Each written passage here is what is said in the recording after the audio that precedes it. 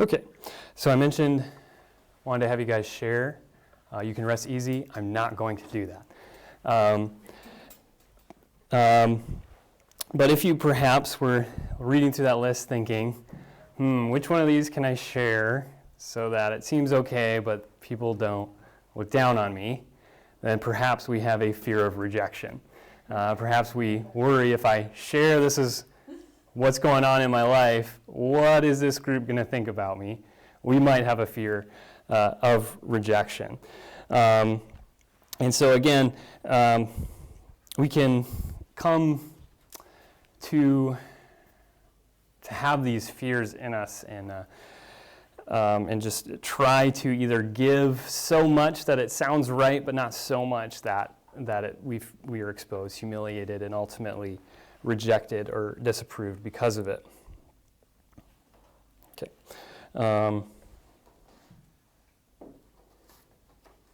Is that what I wanted?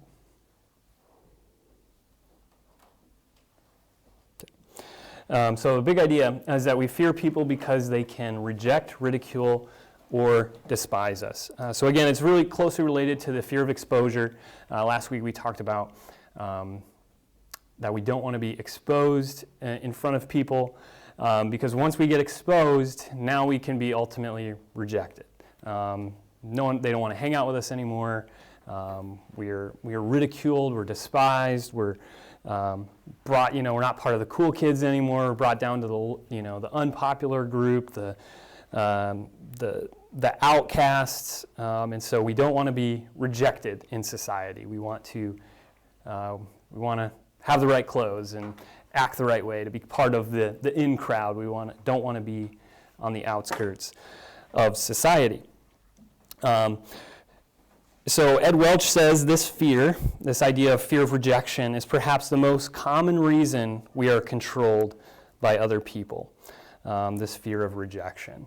And so again, as we talked about last week, the fear of exposure, I think ultimately we fear being exposed because we don't want to be rejected on the end of it. So there's harm that can come from fear of rejection. In reality, people do reject us. We do understand what it is to be rejected.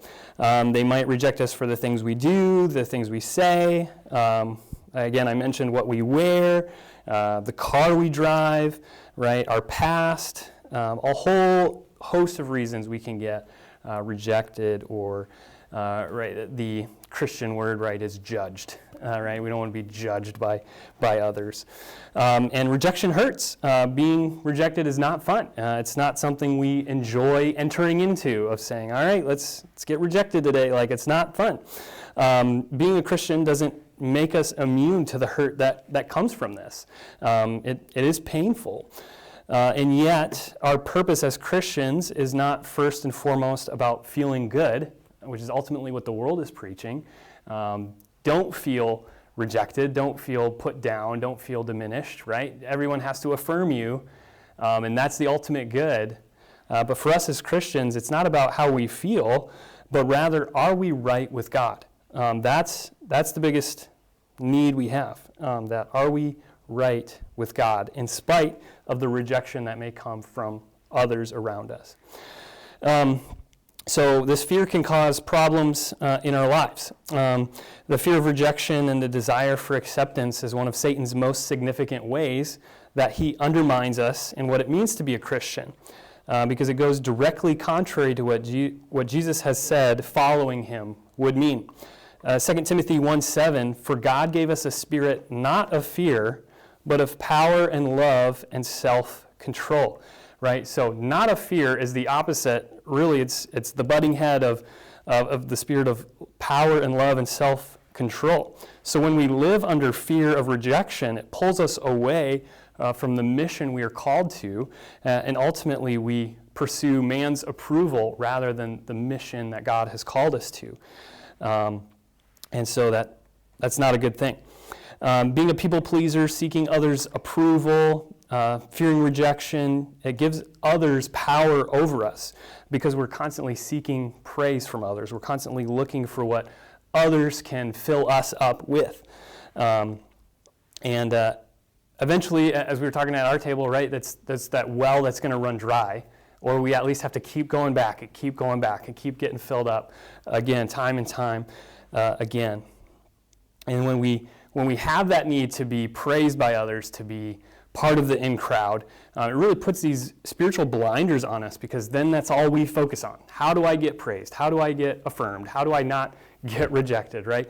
And so we miss, again, as I mentioned, we miss God's call for our lives because we're so blind focused to, I need this approval. I can't get rejected. I can't get despised. And so it can cause us, really, as we saw with David and his sin with Bathsheba, to just spiral. I don't want to get exposed, because if I do, I'm supposed to be the king, and I can't do this, so I'm going to get rejected as king. That's not good. I saw what happened to King Saul. That didn't go well for him, so I better just hide this, right? He just spiraled out of control in his blinders and caused so much more destruction and brought so many other people into his sin. So it's a problem that gives us those blinders. And we see that also in different examples. So a salesman may care more about his own quota, right? We get this blinder on, his own success, trying to get the affirmation of others, right? And he pursues all the leads himself rather than involving others and his company into what he's doing. And so he may himself be doing really well as a salesman, but his company is probably suffering because his sole focus is, I need the affirmation and the success. I'm a basketball player. I could go onto the basketball court and I could say, I'm going to score every single point here on this team, and I'm going to get praised and affirmed because look at all these points I'm scoring. And yet we lose every single night. Why? Because I'm not involving others. There's a team mission that I'm missing out on because I have these blinders on. Another one, again, for me as a pastor, we can take on too much responsibility. We can do all the preaching, all the administration, all the work ourselves, and it's good, right? Everybody affirms and says, hey, man, Pastor Scott is a really great teacher. He's a really great preacher. Look at all the stuff he's doing. Holy cow, I can't do any of that stuff that he's doing, right? So I get affirmed, I get praised, and yet the whole body is suffering because I can't do it all. I can't do all the work. Pastor Kalen can't do it, right? We can't, as pastors, do it all, and we need to raise up leaders in the church to take on that mission, right? But when it's that people-pleasing in us, and those blinders that we get, we actually harm the mission that God has for us. So we see this in Deuteronomy 1:17. Really this fear to have others praise us or like us or to get something from them. Deuteronomy 1:17, it says, you shall not be partial in judgment. You shall hear the small and great alike. The small and the great alike. You shall not be intimidated by anyone, for the judgment is God's, and the case that is too hard for you shall bring it to me, and I will hear it. And so Moses is warning these leaders, these judges in Israel, don't look at these people coming to you, and if they got the rich guy and the poor guy, and if your judgment is to go towards the rich guy because of potentially what he can get for you or give for you, right, that's an issue. That's carrying... that's making man big and God small. His justice is not being carried out for because our people-pleasing nature is taking over in that instance. So we can't show favoritism in our judgment. Here's some other examples. 1 Samuel 15:24. Saul said to Samuel, I have sinned, for I have transgressed the commandment of the Lord in your words, because I feared the people and obeyed their voice. So here King Saul was commanded to completely destroy the Amalekites in 1 Samuel 15. He doesn't. He spares the king and some of the best of the cattle of the land when he was told to destroy them all. And so Samuel confronts him, and Saul says, I feared the people. I listened to their voice because I wanted their approval. I didn't want to be rejected by what these people thought. And so out of fear because of them, I disobeyed what God had told me to do. Similarly, in the New Testament, the Pharisees regularly are craving acceptance from the people as well. And some believed in Jesus, but quietly. because they feared rejection more than they fear the Lord. John 12:42 and 43 says, nevertheless, many even of the authorities believed in him, but for fear of the Pharisees, they did not confess it, so that they would not be put out of the synagogue. For they loved the glory that comes from man more than the glory that comes from God. Do we love the glory that comes from man, the acceptance, the affirmation, the praise, more than the glory that comes from God? And if so, when it comes down to it, we're going to squelch our testimony, right? And I think that's become too common in the church in America today, right? That's what the world is saying. It's like, hey, have your beliefs, believe in Jesus, that's fine. Just don't tell us about it, right? And so there's kind of this secret religion that we're supposed to have because we don't want to upset other people's beliefs. And that's nothing new, right? It's been happening since John 12, right? The Pharisees, it's like, I believe in Jesus, but I'm not going to confess it because I don't want to get put out. I don't want to be the outcast. I don't want to lose my standing. I don't want to lose my place. I like the glory and the praise of men, right? That's nothing new.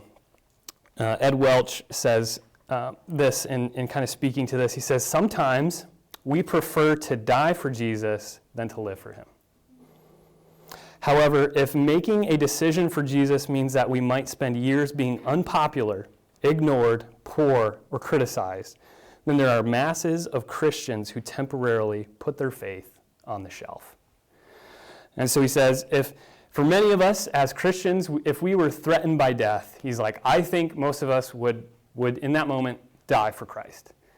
But if the choice was being unpopular, ignored, poor, criticized for the rest of our lives, he says we are probably more likely to put the name of Christ on the shelf.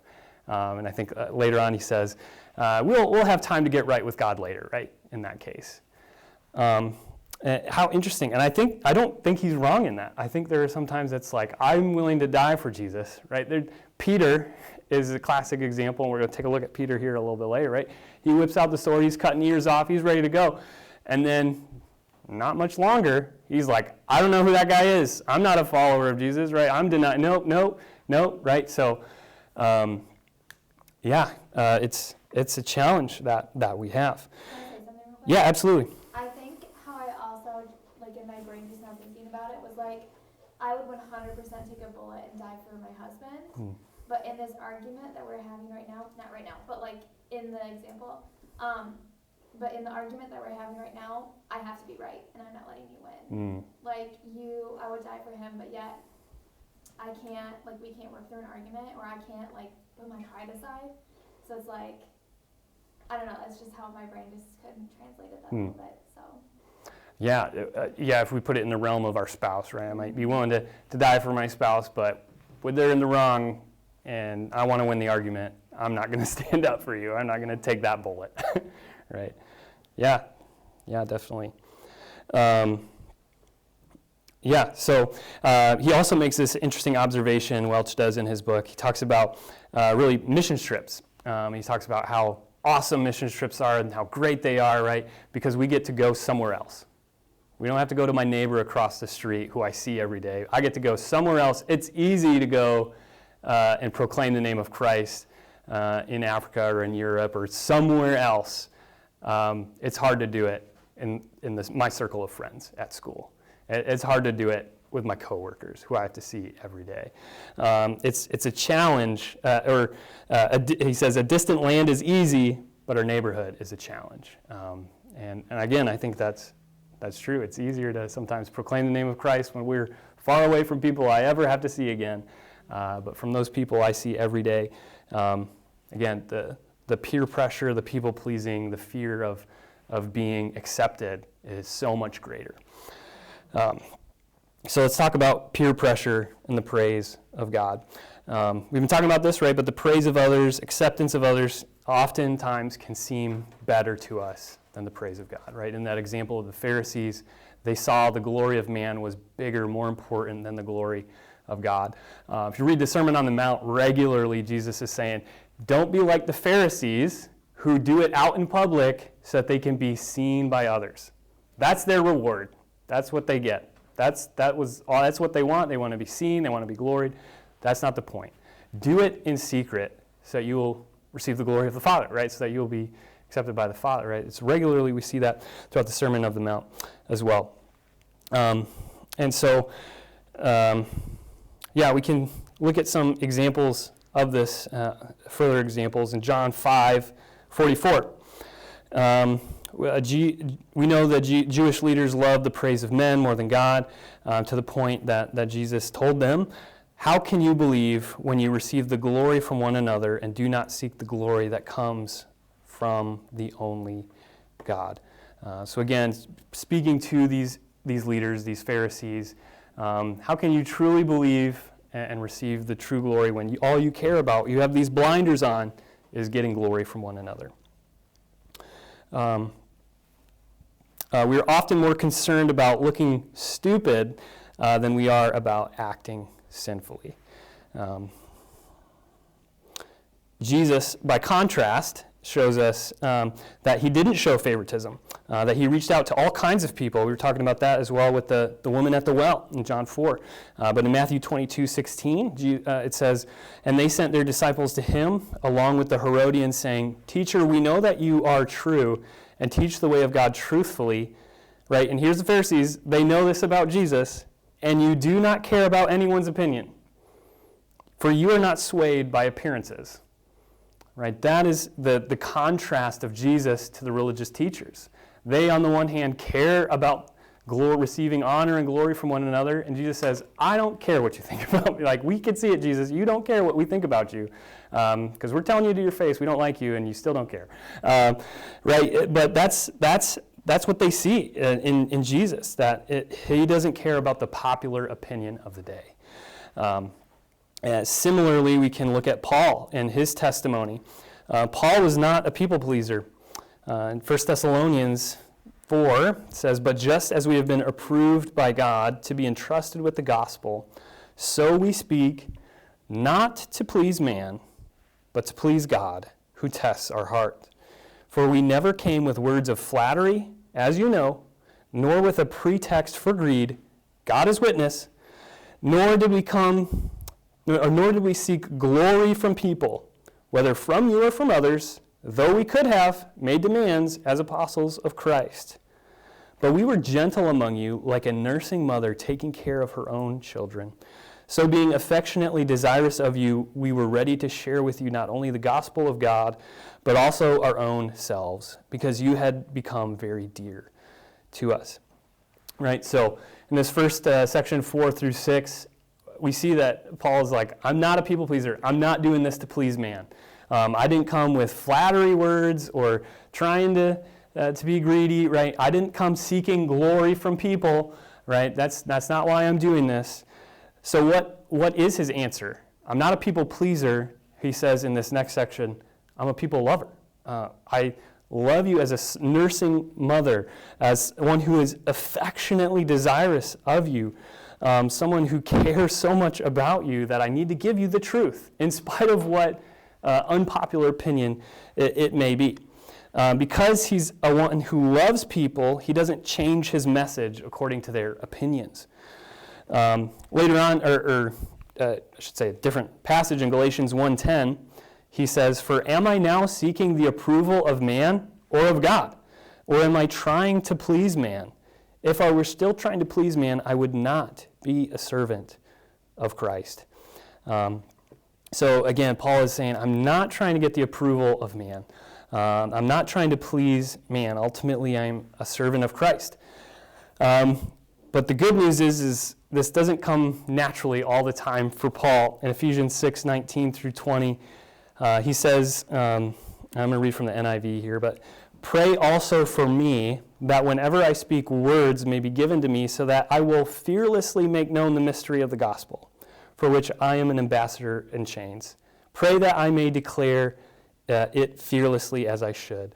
The ESV uses the word boldly, right? But just kind of getting to the point of the fear that Paul says, "Pray for me," right? I need prayer. This isn't just automatic for me. I need help. I need the Spirit to guide me. I'm not just bold all the time. I need to proclaim this mystery without fear. So we're in good company. If it requires prayer for Paul, it's going to require prayer for us as well. And then, like I mentioned, Peter is another example for us.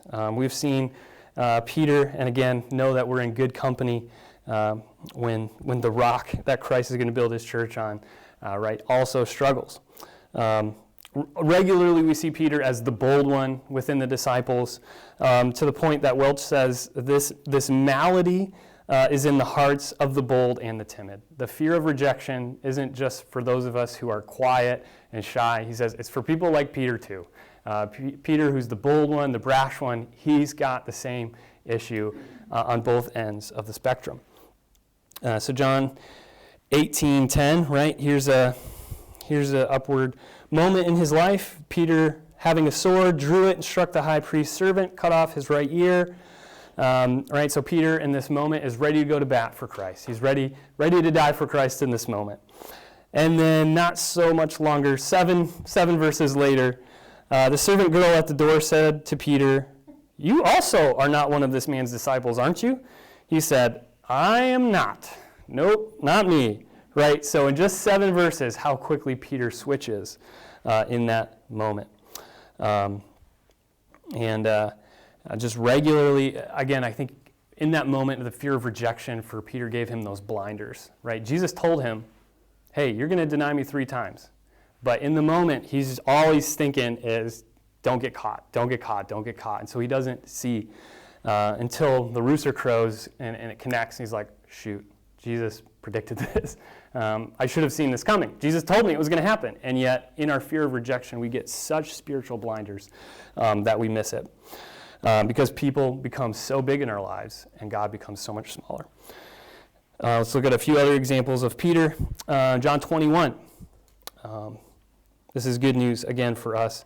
When they had finished eating, Jesus said to Simon Peter, "Simon, son of John, do you love me more than these?" "Yes, Lord," he said, "you know that I love you." Jesus said, "Feed my lambs." And just as we fall in our own fear of rejection, just as Peter fell 3 times rejecting Christ in this passage, the Lord calls him back multiple times, "Feed my lambs, feed my sheep," and 3 times and restores him. And just in the same way, God restores us, even when we falter, when we fail. Again, that's good news for us. Again, we've kind of seen this passage already of Peter. Again, he's restored and then once again falls back. His people-pleasing, his need for man's approval gets him in trouble again. Before certain men came from James, he was eating with the Gentiles, but when they came, he drew back and separated himself, fearing the circumcision party. So fearing these opinions of these others, the circumcision party, right, he backs away, and to the point that it even causes others, like Barnabas, to fall astray as well. So this desire to be approved, to be praised, it has consequences. There's harm that it does, not only to us, but others around us. It pulls us away from the mission that we have as Christians. And it goes back to our first memory verse in Proverbs 29, right? The fear of man lays a snare. It's a trap. It's no good, right? And those who trust the Lord are safe, right? So the question is, are we going to fear man and find ourselves in this trap, or are we going to trust in the Lord? Are we going to fear the Lord instead and make him big in our lives? Peter, in his own writing, gives us this final encouragement from, I think, probably tried and true, his own testing and working through it. 1 Peter 3:13 through 14. "But even if you should suffer for righteousness' sake," even if there's trials, if there's suffering, if there's issues in your life, you will be blessed. "Have no fear of them, nor be troubled. But in your hearts honor Christ as the Lord, as holy, always being prepared to make a defense to anyone who asks you for the reason of the hope that is in you." So we can grow, just as Peter in his own life has ups and downs and grows to the point that he says, listen, have no fear. Don't worry about the suffering for righteousness' sake. Ultimately, fearing others' opinions, it doesn't matter because we have Christ the Lord. and be ready to make that defense. In that moment, when the servant girl says, hey, aren't you one of them? Are you ready to make the defense and say, absolutely, I follow Jesus? So why do we fear the rejection of others? Why do we so often seek the approval of others? Well, I think it's, as we talked about back when we talked about what exactly is sinful fear, it's because people are our idol of choice. Oftentimes, we set up others as the idols in our lives. We put up spouses, children, bosses, friends as those that we worship rather than God. We put them in a godlike place in our lives. They can fill us with the respect, the love, the admiration, the acceptance, etc., that we think we need. And we think they have this power that can bless us and encourage us. But again, it's a well we have to go back to over and over again, and ultimately it's going to run dry. The Israelites, who experienced God's power firsthand, seeing his power and delivering them from Egypt, what do they immediately do? They didn't like feeling exposed by God, and so they immediately made a god in their own image, in the image of a calf. They wanted a God they can control rather than one who was awesome and holy and mighty and scary. And so that didn't go so well for them. We tend to avoid God. Again, it's the sin that causes us to run from God, even oppose God, or be spiritually blind to God's call in our lives, rather than place him in his rightful place. Think about a few of these examples. Do you think about people, or do you think about what people will think of your performance than you do of the outcome itself? Do you take an inordinate amount of time to write an email? I do. Do you take forever to pick out clothes? Do you not share the gospel? Do you fish for compliments? Do you name drop? Do you flatter, blame shift, or succumb to peer pressure? Right? These are all ways in which we place others in a place that we don't want to look stupid if we say something wrong in the email or whatever, right? Or I want people to think I'm pretty cool because here's that name drop, right? Somebody I know that's pretty cool, right? That's pretty awesome. I'm pretty great, right? And so we put these people on pedestals in our lives. So people idolatry, as Ed Welch says, as in all idolatry, the idol we choose to worship soon owns us. The object we fear overcomes us. Although insignificant in itself, the idol becomes huge and rules us. It tells us how to think, what we feel, and how to act. The whole strategy backfires. We never expect that using people to meet our desires leaves us enslaved to them. And again, it's like, oof, that's so true. How quickly do we become enslaved to the small thing we thought we could control, because we didn't want God as our God, and yet that thing we thought we could control ends up controlling us. So again, God's answer. We're going to continue talking about this again on the back half of this, but just to give us a few more examples and encouragements for the time being before we get into the back half of the class. Galatians 2:6 says, again, kind of reviewing this scene where Peter was pulling back, it says, "And from those who seem to be influential, what they were makes no difference to me. God shows no partiality. Those, I say, who seem influential added nothing to me." So this is Paul's view in this instance with Peter coming back. He says, I'm going to take the view from God's perspective. I'm not going to look at these guys as those who have influence or power or support. I need to know, or I need to care about what God cares about. And so God's perspective is more important to Paul in this instance. When God's perspective is more important than man's perspective, that's when we start to overcome the fear of rejection. 1 Thessalonians 2:8.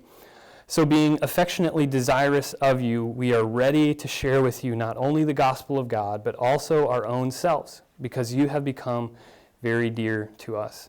Again, Paul's not a people pleaser, he's a people lover. When he loves others, he no longer fears what he's trying to get from them, but actually cares enough for their needs and gives them the truth that they actually need to hear. Psalm 118, verse 6, the Lord is on my side. I will not fear. What can man do to me? When God is big and people are small, we can walk boldly in our lives, knowing that what can really being rejected really do to us in the long run? God is the one who holds us secure. And then John 10, 28 through 29. As Christians, we have received the greatest approval and acceptance we ever need in Christ. I give them eternal life. They will never perish, and no one will snatch them out of my hand. My Father who has given them to me is greater than all. No one is able to snatch them out of the Father's hand. The Father is greater than everyone in our lives, and we don't have to be afraid of them. We are held eternally secure in his hand. That's good news. That's something we can take with us to work in the morning. That's something we can take with us to that uncomfortable family gathering, right? To know whether I'm rejected here by these people, I'm accepted by God. And Hebrews 4, 14 through 16, I'll leave us with this. Since then, we have a great high priest who has passed through the heavens, Jesus, the Son of God. Let us hold fast to our confession. For we do not have a high priest who is unable to sympathize with our weakness, but one who in every respect has been tempted as we are, yet without sin. Let us then with confidence draw near to the throne of grace, that we may receive mercy, find grace to help in time of need. Jesus was rejected, ultimately and finally and utterly on the cross. He was rejected. He gets what it's like. He can sympathize with us in our rejection from others. He knows what it's like, and yet it's good news because he has overcome. And we can come boldly to him to replace our fear of others with a fear of the Lord, a complete, robust, right fear of who God is. So that's the good news for us, even as we come out of realizing just how often we can fear the rejection of others. So. What do we got for time? Perfect. So at your tables, we'll discuss the discussion questions on page 31.